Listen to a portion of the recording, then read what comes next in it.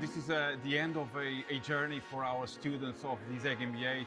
It was an amazing experience, not only for them, but also for us, the staff, the professors, the coordinators of the program. So I think it's really amazing to see how our participants just learn, not just learn, but also grown in 18 months. So I think they are different people from what they were when they started this program. We learn to manage the priorities, what has to be done first, and with that, of course, I think we can manage better the future, and we can manage better our teams, and we can manage better our work. I met a lot of people, amazing people here.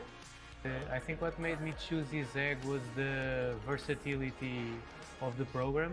It made me think that it's much more than all the core courses, let's say. The MBA experience was pretty intense, so I would highlight from this experience all the people I met lots of fascinating people, the experiences we had together in the different environments we were at. How versatile the course is and how much I got to learn in all areas really helped me grow and be a better professional.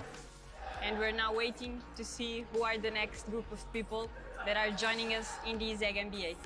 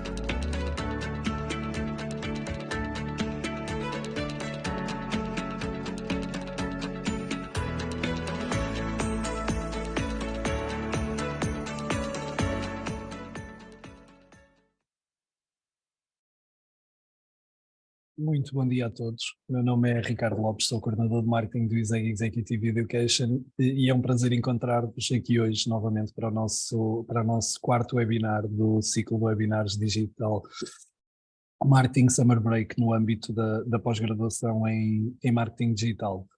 Hoje vamos ter connosco o Fábio Rodrigues, o CEO da On Engagement, que nos vem falar sobre programas de fidelização.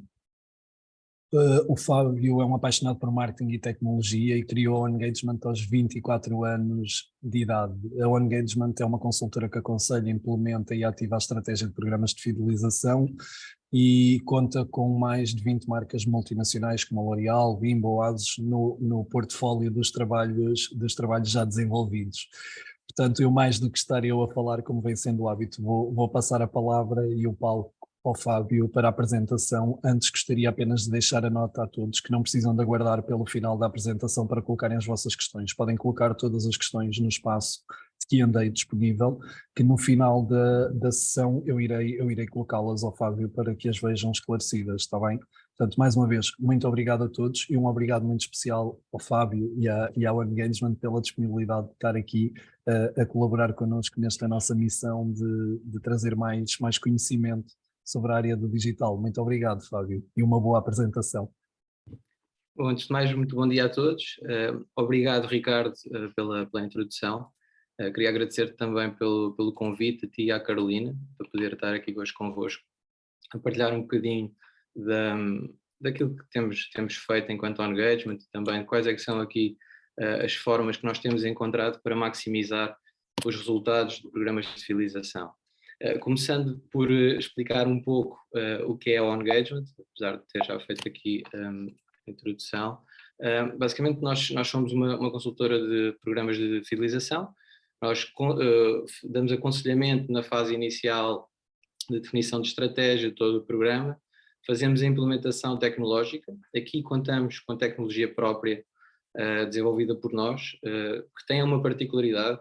A nossa tecnologia acrescenta muito valor a marcas que não têm pontos de venda próprios, porque nós investimos muito em computer vision e temos a particularidade de conseguir ler faturas em massa e fazer alguma detecção de fraude.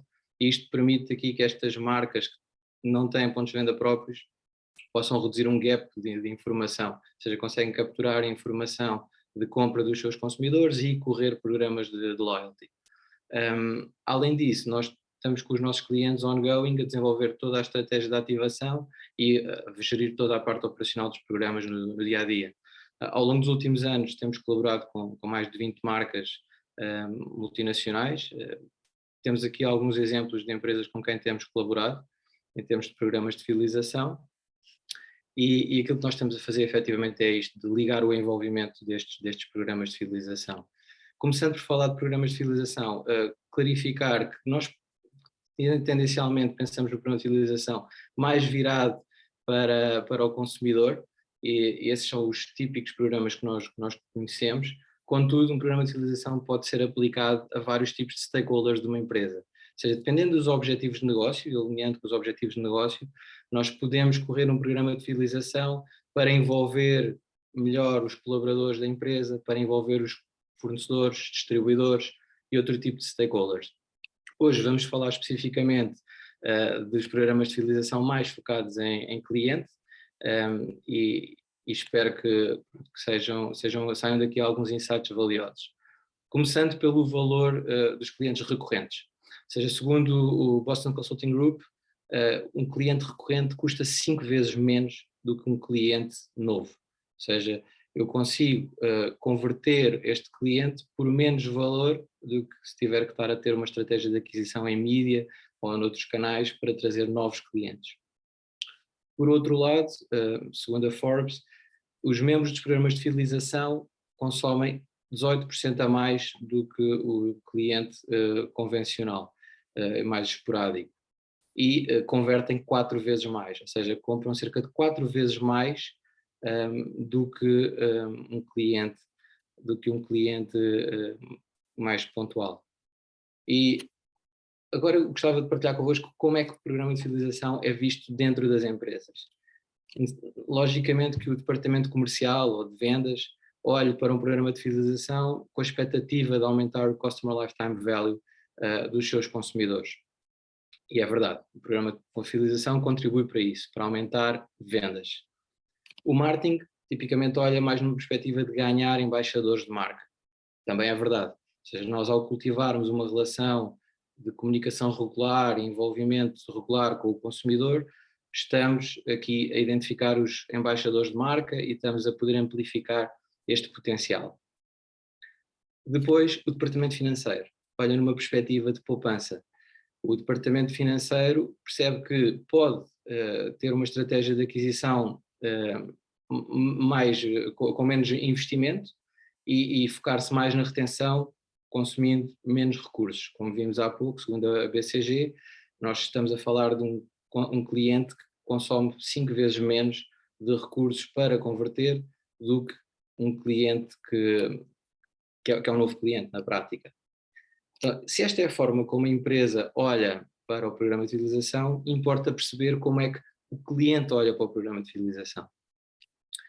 Eu escolhi esta imagem porque acaba por ser paradigmática. Na prática, o que nós temos a ver aqui é uma relação de amizade, e é assim que o cliente olha para um programa de fidelização, porque ele está a ceder os seus dados, a ceder a sua informação, a participar ativamente no programa, está a confiar na marca, ele está a entrar numa relação de amizade. Esta é a forma como o cliente olha para o programa de fidelização. E a palavra-chave aqui é efetivamente confiança. Ou seja, nós estamos a falar de pessoas. Quando pensamos no programa de fidelização, isto não é uma coisa, estamos a falar de pessoas, é uma ferramenta para fortalecer as relações de confiança que nós temos com estas pessoas. E qual é que é a realidade atual? Eu sei que isto pode ser um pouco polémico, mas na prática as marcas investem muito mais no potencial cliente do que no cliente atual. Estes dados, isto é facilmente comprovável com dados, eu vou partilhar daqui a pouco. Ou seja, a marca está continuamente em busca de novos clientes, uma estratégia expansionista de conquista, e muitas vezes negligencia a relação com o cliente atual. Então, as marcas estão a atrair os clientes recorrentes. Segundo dados globais de investimento em mídia versus investimento em programas de loyalty, nós conseguimos concluir que em 2019 o investimento em mídia foi 10 vezes superior ao investimento feito em programas de fidelização. Ou seja, basicamente estamos a alimentar a máquina de conquista de novos clientes e não estamos a investir o suficiente na retenção dos clientes atuais. E numa altura em que se fala tanto de volatilidade do consumidor, naquilo que são as suas decisões de compra, eu trago aqui um estudo da Psychology Today que aborda a temática da traição nas relações. Mais uma vez estamos a falar de pessoas, aquilo que acontece entre pessoas e marcas é muito semelhante à relação pessoas-pessoas. E 70% das pessoas que traem dizem que aquilo que foi o seu principal motivo para trair foi sentirem-se negligenciadas na relação. Há aqui mais um dado curioso, a maior parte das pessoas que indicaram isto são mulheres. Talvez este seja até mais um indicador que nós precisamos de mais mulheres na liderança das empresas. Ou seja, há muito esta necessidade de nós cultivarmos a relação, e se nós muitas vezes tendemos a queixar-nos, a dizer que o cliente é volátil na decisão, provavelmente nós estamos a negligenciá-lo, não estamos a cuidar suficientemente dessa relação.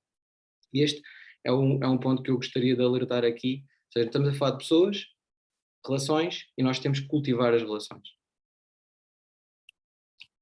Então, 2 em cada 3 programas de fidelização falham. Temos marcas que não investem em fidelização, temos outras que investem, mas investem pouco. Ou seja, o investimento acaba por ser curto, não é uma prioridade para a marca. A marca está naquela estratégia expansionista de conquistar, não olha suficientemente para as relações que já existem atualmente com clientes que têm, e inevitavelmente os programas falham, ou seja, não têm tempo das equipas investido, não têm dinheiro investido, e acabamos por ter aqui um resultado, parece um pouco fatalista. No entanto, temos alguns programas que nos mostram que efetivamente há luz ao fundo do túnel, e há marcas que, com um grau de maturidade diferente no mercado, compreendem esta importância de investir na fidelização. É o caso da Starbucks. O Starbucks tem um programa que é o Starbucks Rewards. Em 2019, com 17 milhões de utilizadores registados à data nos Estados Unidos, estes utilizadores produziram, ou seja, consumiram 10 bilhões de dólares. Isto representou 40% das vendas da Starbucks. Os Estados Unidos têm cerca de 250, 300 milhões de pessoas, mais os turistas. Ou seja, nós percebermos que uma fração tão pequena para a dimensão do país, registada no programa, produziu 40% de uma marca como Starbucks, é efetivamente um excelente resultado. Eu vou partilhar aqui convosco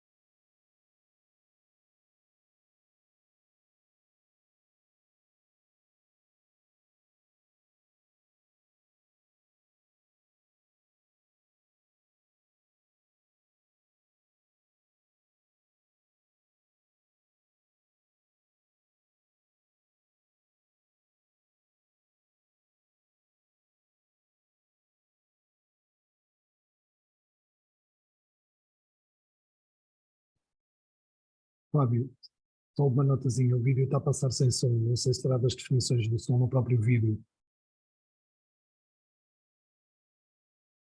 Latte is just ready.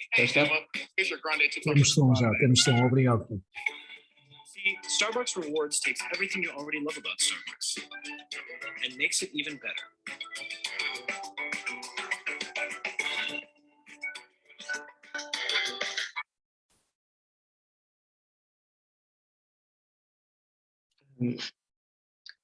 Bom, como podemos ver aqui, o Starbucks acaba por criar efetivamente uma relação de confiança com os consumidores, que vai muito além do transacional, ou seja, não é apenas aquele programa de fidelização que só permeia com base na compra, e é isso que nós vamos explorar mais à frente.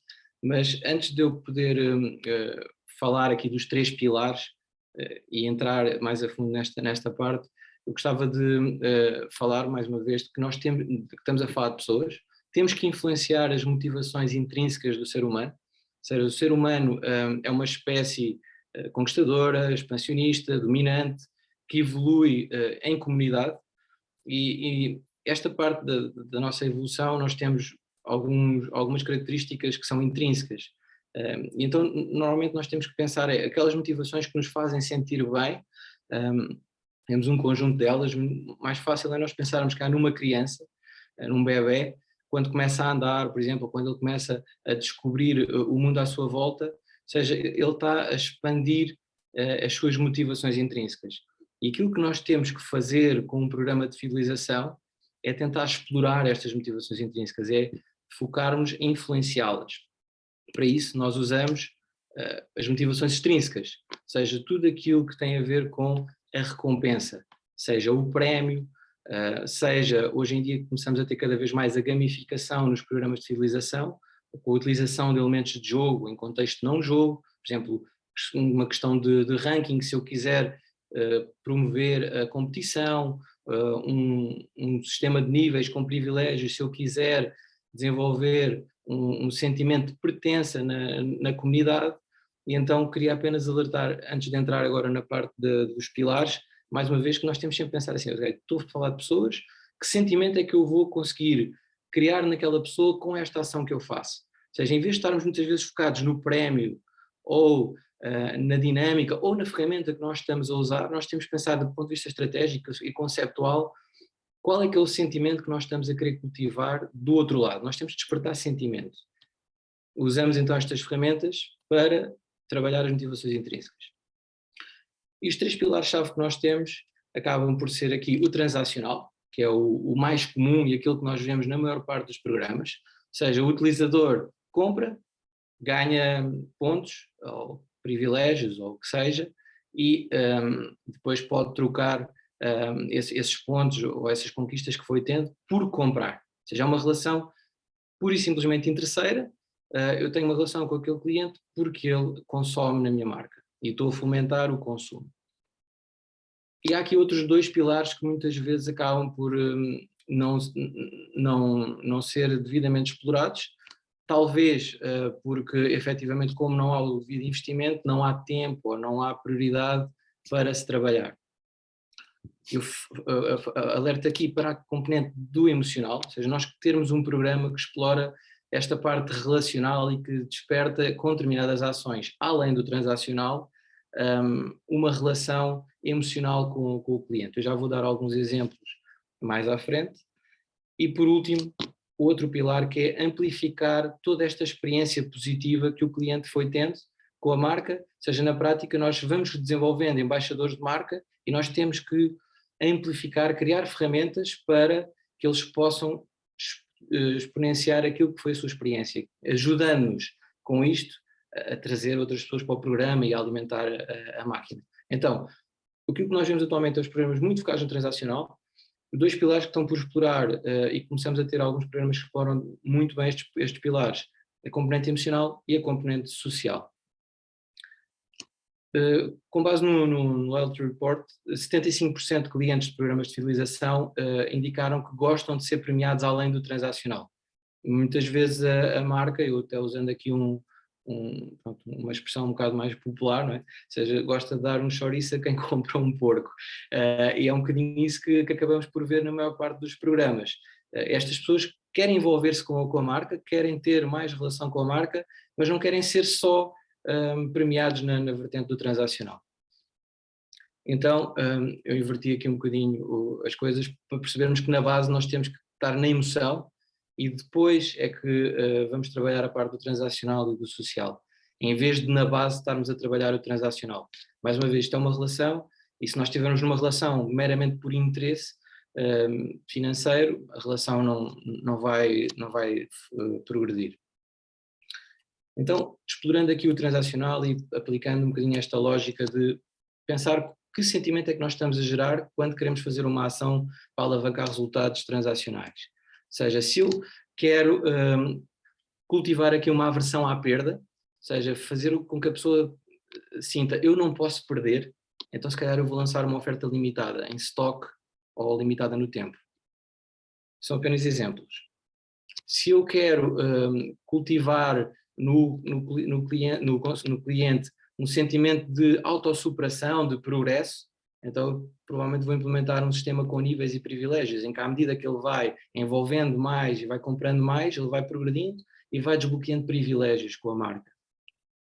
Se eu quero criar aqui um sentimento de conquista no consumidor, então eu posso eventualmente criar um sistema de medalhas em que eu tenho badges que eu atribuo ao utilizador por atingir determinadas metas, inclusive ele poderá fazer depois uso disso também para explorarmos a vertente social. Um programa, aqui eu trago um exemplo de Portugal que eu gostaria de destacar, que está a trabalhar muito bem esta vertente transacional, é o programa do H3, certamente todos nós já ouvimos falar da famosa app do H3, que tem sofrido aqui agora algumas evoluções também e a caminhar aqui mais para a entrada da gamificação na própria app, e é um programa que representa mais de 50% das vendas do H3 em Portugal. É um excelente exemplo de como é que se está a explorar esta parte de que sentimentos é que eu estou a conseguir despoltar e com isto alavancar resultados e recorrência no cliente. Esta parte é muito mais do conhecimento de todos, por isso não vou alongar muito mais na parte transacional, gostaria de explorar aqui mais a parte do emocional. Então, mais uma vez, nós vimos há pouco nas motivações intrínsecas, uma delas é o propósito, começamos cada vez mais a falar que as marcas precisam ter propósito. O propósito é uma das motivações intrínsecas que nós temos, ou seja, nós procuramos o propósito nas coisas. Então, aliar aqui programa de loyalty com CRM, percebermos que tipo de interesses é que a nossa comunidade tem, ajuda-nos a fazermos ações que tenham a ver com as paixões e os interesses da nossa comunidade. Então, se nós conseguirmos desenvolver ações que permeiam a pessoa ter o prazer em fazer alguma ação de acordo com os seus interesses, isso vai ter resultados também. Se nós quisermos criar um sentimento de valorização na pessoa, então provavelmente vamos lhe dar uma oferta personalizada, ou seja, és um cliente muito importante para nós, ou estamos a atribuir para os primeiros 100 clientes entrar no programa, a questão da oferta personalizada, ou, por exemplo, acontece muito nos aniversários, haver uma oferta personalizada no aniversário do utilizador, ou seja, explorarmos muito esta vertente do emocional. A marca acaba por ter que assumir também muitas vezes aqui uma responsabilidade de ajudar a pessoa a desenvolver-se, desenvolver as suas competências. Ou seja, se eu tiver um programa de fidelização, o Duolingo, por exemplo, o Duolingo é uma app que acaba por ter aqui muita gamificação para ajudar a pessoa a desenvolver-se. Usarmos este tipo de mecânica, ou seja, facultarmos conteúdos, darmos feedback ao utilizador, ajudá-lo a desenvolver-se, e aqui vamos cultivar uma relação, ou seja, estamos a ajudar a pessoa a evoluir. Eu aqui gostaria de dar o exemplo do programa de fidelização da Rip Curl. Deixa-me só partilhar aqui. Okay. Porque na prática o que é que a Rip Curl fez? Desenvolveu um programa em que incentiva os seus membros a fazer surf e ganhar pontos por fazer surf.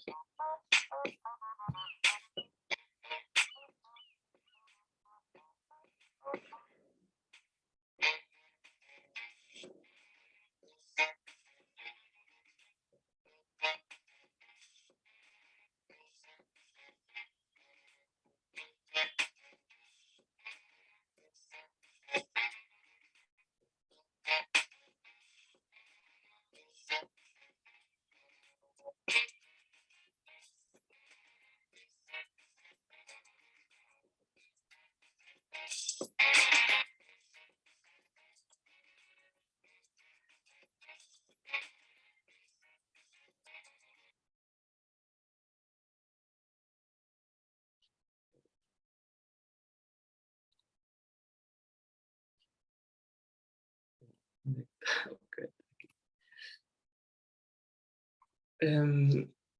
Por fim, a parte do social, ou seja, amplificarmos a experiência que a pessoa vai tendo. Aliás, como pudemos ver há pouco, no programa da Rip Curl, 97% das pessoas que aderiram ao programa fizeram compras com a marca e houve um incremento de 20% naquilo que eram as compras que estes utilizadores já passaram a fazer após estarem mais envolvidos com a app. Ou seja, o cabaz médio de um membro do programa Rip Curl é 20% superior àquilo que já costuma ser o cabaz da marca.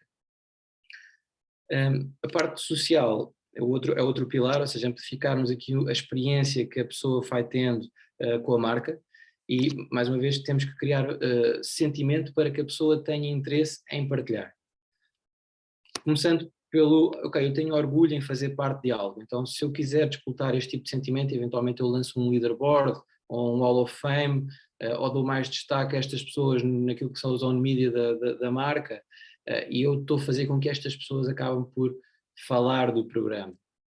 Outro exemplo é, ok, eu sou assim, ou seja, se nós temos um programa como o da Rip Curl, que é focado, por exemplo, no surf, que tem tudo a ver com o propósito da marca e com o propósito do consumidor, se nós desafiarmos o consumidor a partilhar conteúdo relacionado com esse seu interesse, ele mais facilmente vai participar. Por exemplo, a Dunkin' Donuts fez um desafio recente em que premiava todas as pessoas que fizessem um share de conteúdo onde eles estavam a experienciar Dunkin' Donuts.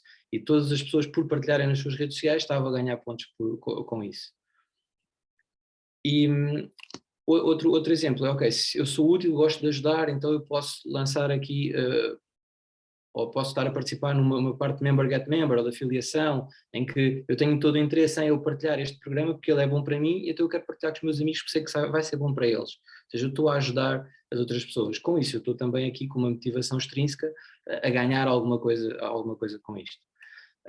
Aqui eu gostava de dar aqui um exemplo do programa, de uma ação que o Sporting fez agora quando foi campeão, juntamente para os seus sócios. Ou seja, vou partilhar aqui.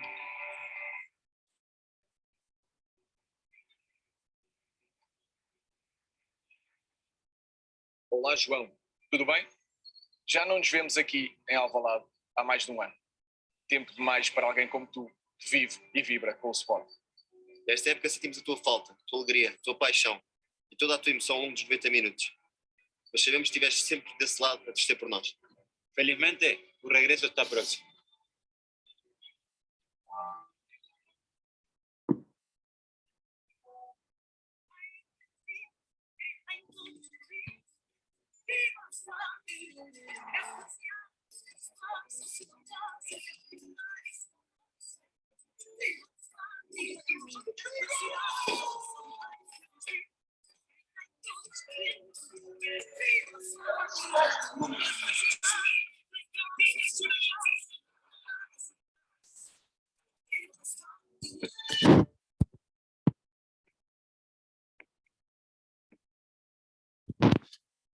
Basicamente o que o Sporting fez aqui,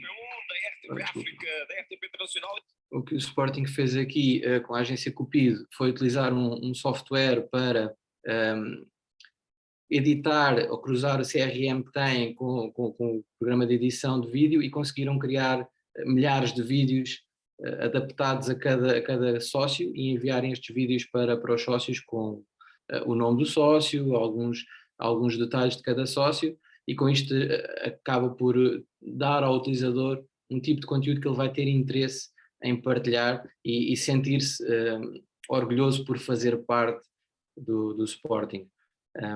Pronto, aqui mais um exemplo. Eu espero que isto tenha inspirado a explorarem aqui estes 3 pilares, ou seja, o transacional, social e o emocional, percebendo com isto que estamos a falar de pessoas, temos que explorar as motivações intrínsecas e temos que fazer sempre as ações a pensar que sentimento é que eu estou a disputar, ao invés de estarmos a pensar na ferramenta que estamos a usar ou no prémio que queremos oferecer. A estratégia começa por percebermos por onde é que nós queremos chegar em termos de sentimento, o que é que queremos despoltar. Bom, do meu lado, estou disponível para qualquer dúvida, alguma questão que tenha. O meu e-mail fabio.rodrigues@engagement.com e pronto, vamos aí ao Q&A. Muito obrigado pela apresentação, Fábio. Independentemente de opções clubísticas, vamos dizer assim, acho que é um excelente exemplo com que fechamos a apresentação, porque efetivamente vai perfeitamente em linha com o que falámos e com a importância da parte da fidelização. Eu vou então avançar aqui para algumas das questões que já temos. E há aqui uma questão que é: há dados que suportam que gastar mais em clientes recorrentes versus novos aumenta ganhos? Ou é, na verdade, mais ou menos igual, sendo que esses clientes já continuam a comprar? Assim, a pergunta é basicamente se comprar os clientes novos... Ou seja, se os recorrentes compram mais do que os novos. Certo. Como eu indiquei no início da apresentação, segundo a Forbes, temos dados concretos de que consomem cerca de 18% a mais do que um cliente novo. Ok. Uma outra questão é se é possível dizer que a fidelização funciona melhor em determinadas áreas de negócio ou se na realidade é transversal. É certo que depende primeiro da cultura da empresa, se é uma empresa que tem esse foco. Se for uma empresa oportunista que apenas quer fazer porque os outros fazem, se calhar não vai ter tanto sucesso, mas é lógico que existem aqui alguns desafios diferentes de negócio para negócio. Uma empresa que tem pontos de venda próprios tem logo mais facilidade em implementar um programa do que uma empresa que não tem pontos de venda próprios, porque há aqui a informação não chega de forma assíncrona. Por exemplo, nós trabalhamos muito esta parte de computer vision, leitura das faturas. É lógico que nós temos um desafio acrescido, porque a pessoa tem que ter a ação de partilhar a fatura connosco, enquanto que uma empresa que tenha um programa como o H3, por exemplo, em que eu chego ao ponto de venda, apenas aponto a app, leio o QR Code e os pontos entram diretamente, é lógico que há aqui uma fricção diferente. Logo é mais propício a que esse tipo de resultados surja mais, ou seja, claramente que empresas que tenham pontos de venda próprios, retalhistas, têm mais facilidade em ter melhores resultados com o programa de loyalty para consumidor. No entanto, há vários outros tipos de programas, não só para consumidores, por exemplo, para distribuidores. Nós temos programas no canal de farmácia com várias marcas, Uriage, por exemplo, Bioderma, entre outros, em que permeia o envolvimento com o farmacêutico e são programas que têm basicamente um incremento nas vendas que o farmacêutico vai fazendo muito maior do que aquilo que seria o expectável. Muito obrigado, Fábio, pelo esclarecimento. Temos aqui uma outra questão que é utópico achar que se consegue trabalhar atração e retenção ao mesmo tempo? É possível dividir recursos e ter sucesso em ambas ou deve ser uma estratégia de cada vez? Assim, eu acho que não é utópico. Nós devemos estar a canalizar investimento para os dois, agora depende das prioridades, não é? Ou seja, se a marca já é uma marca madura no mercado, eu diria que é importante apostar muito na fidelização, porque já é conhecida, já não precisa estar a investir demasiado no awareness da marca. O que acontece atualmente é que temos muitas marcas já estabelecidas, que já são conhecidas, mas continuam a apostar muito na parte da awareness, em detrimento do investimento que fazem em fidelização, que é quase nulo. Eu acho que o que temos que pensar é ao contrário, se nós estamos a investir 10 vezes mais em captação e se um cliente basicamente regular custa 5 vezes menos, então se calhar nós temos que inverter aqui um bocadinho as coisas, se calhar devemos estar a investir mais em fidelização e menos em awareness, mas depende sempre muito do estado de maturidade da empresa. Se for uma empresa nova no mercado, precisa de criar awareness, claramente que a maior parte do budget devia estar concentrada aí. Agora, se estamos a falar de empresas que já são conhecidas, deviam investir um pouco mais em fidelização, sem dúvida.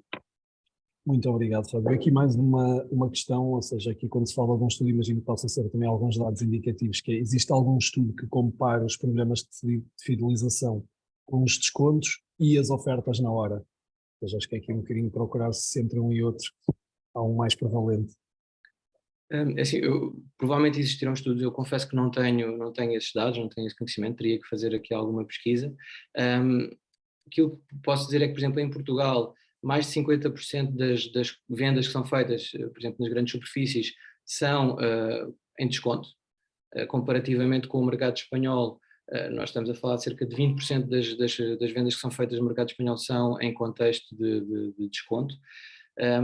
Provavelmente em Portugal estamos continuamente a explorar preço, desconto, não estamos a construir suficientemente marca para podermos depois tirar os devidos dividendos, e na prática, se eu já estou sempre a dar desconto, porque é que o meu consumidor, porque é que eu tenho ainda mais para dar ao meu consumidor? Na prática é um pouco isto, mas não tenho dados que consiga suportar, ou seja, o que é que funciona? Na prática é percebermos que um desconto eu acho que deve funcionar mais para captação de novos clientes, um desconto no linear, não é? Ou seja, eu posso dar um desconto a um cliente que já é consumidor, ou dar-lhe uma oferta por ele já ter comprado. Agora, à partida, a pessoa não tem, eu não sei se ela tem relação com a marca ou não tem relação nenhuma com a marca, já lhe estou a dar 50% de desconto, isso é claramente uma estratégia de captação, não é? Mas depois o que é que eu consigo dar ao outro consumidor que já é fiel? Tenho aqui uma questão que eu juro que ela não é colocada por mim, ela surgiu mesmo, mas que trata o caso das universidades. Teria também aqui as minhas opiniões, mas não sou chamado ao caso. E no caso das universidades, são vendas diferentes, como acha que se pode criar novos clientes e continuar a manter os atuais satisfeitos? Mais uma vez, voltamos ao ponto, estamos a falar de relações, temos que cultivar a relação, e a universidade também é de pessoas para pessoas. Por isso, se nós temos pessoas que fazem todo um percurso numa determinada universidade e que privilegiam aqueles cursos, ou quem diz o consumidor diz um próprio cliente, uma empresa. Se uma empresa trabalha com o ISEG e se permanentemente aposta no ISEG para formar os seus quadros, então faz sentido que essa empresa vá tendo benefícios nessa relação, para que se sinta cada vez mais valorizada na relação. Se nós estamos sempre a dar mais aos novos em detrimento dos que já estão, isto é como uma relação de amizade ou uma relação amorosa, não é? Ou seja, se eu estiver continuamente à procura de novos amigos e não fomentar a relação que eu tenho com os meus amigos, se eu começar a negligenciá-los, eles não me atendem o telefone. Claro. É um pouco isto.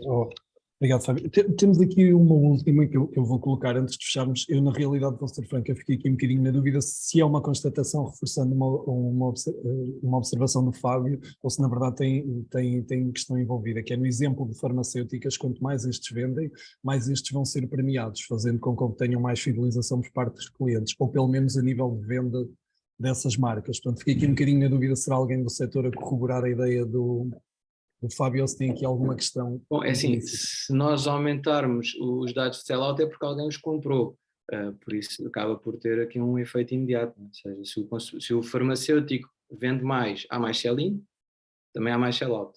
Se há sellout é porque alguém comprou. Tenho aqui a confirmação por parte da Cristina Faria, obrigado, que era a reforçar a ideia precisamente da observação que o Fábio tinha feito. Fábio, estamos mesmo aqui a chegar ao final, mas mais uma vez gostava muito de agradecer a disponibilidade e essencialmente o valioso contributo para esta missão a que nos propusemos aqui numa semana que nós consideramos antes de férias. Naturalmente não entrará toda a gente de férias logo no início de agosto, mas é um mês para muita gente e é muito importante para nós podermos dar este contributo também à sociedade com casos práticos, que foi o que tivemos a ver aqui, e com partilhas por parte de pessoas com uma experiência tão valiosa. Portanto, muito obrigado, Fábio, por esta disponibilidade. Foi um prazer ter-te aqui connosco. Obrigado. E agora, agradecer a todos mais uma vez a presença em mais um webinar. É um prazer para nós estarmos aqui durante esta semana diariamente convosco. Relembro que amanhã voltamos a encontrar para o quinto, aqui às 12 horas, para falarmos de inteligência artificial e CRM com a Adriana Lima, da Salesforce. Até lá, reforçar o que tenho vindo a dizer, este ciclo de webinars decorre no âmbito da 15ª edição da pós-graduação em Marketing Digital e, portanto, todas as questões que tenham sobre esta pós-graduação não hesitem em dar resposta aos e-mails que o Nuno Matos vos tem enviado com a possibilidade de acesso a estes, que ele está totalmente disponível. Mas, acima de tudo, muito obrigado a todos por mais este final de manhã pré-almoço, vamos dizer assim, aqui em conjunto, e que foi muito enriquecedor para todos. Obrigado, Fábio, e obrigado a todos os presentes. Até amanhã.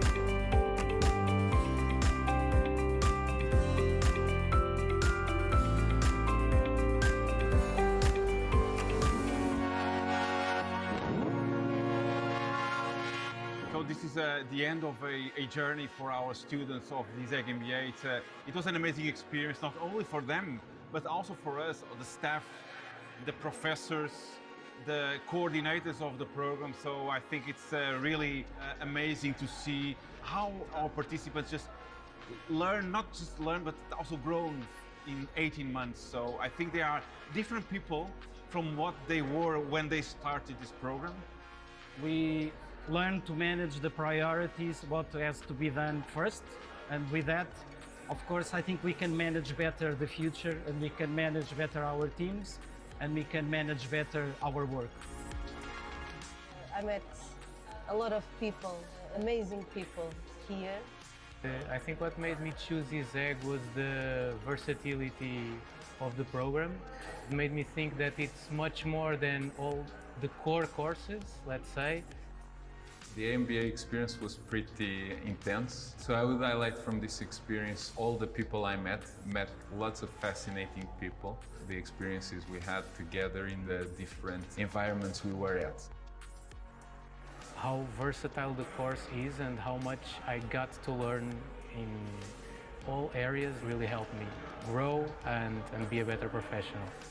And we're now waiting to see who are the next group of people that are joining us in the ZEG MBA.